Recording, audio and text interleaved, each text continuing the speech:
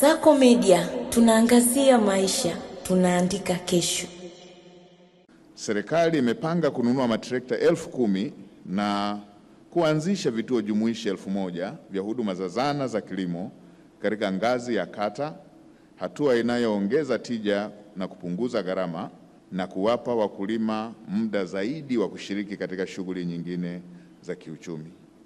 Naipongeza FAO kwa kuanza mchakato wa kuanzisha kituo cha umahiri wa zana za kilimo barani Afrika, na nitumie fursa hii kuwakaribisha Tanzania, lakini pia kuwatangazia kuwa serikali ya Tanzania iko tayari kutoa eneo na ushirikiano kamili kwa ajili ya uanzishwaji wa kituo kama hicho hapa nchini. Karibuni sana. Wakati mkuu wa mkoa anaongelea ile dhana ya political agriculture, alitaja zile sifa. Nikataka kumkumbusha pia kwamba sifa nyingine ni kilimo kwa kutumia kauli mbiu,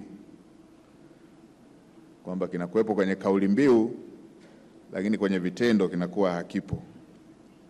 Daktari Samia Suluhu Hassan, Rais wa Jamhuri ya Muungano wa Tanzania, alichukua hatua kubwa zaidi za kutoka kwenye kauli mbiu na kwenda kwenye vitendo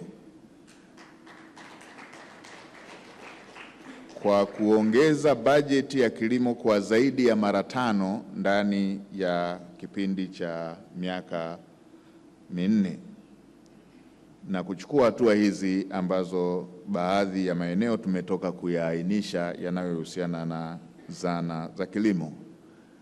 Na zana peke yake zikiwa hazitoshi kufanya kazi hiyo, Daktari Samia Suluhu Hassan aliongeza bajeti kwenye masuala ya umwagiliaji ambayo yameongezea Tanzania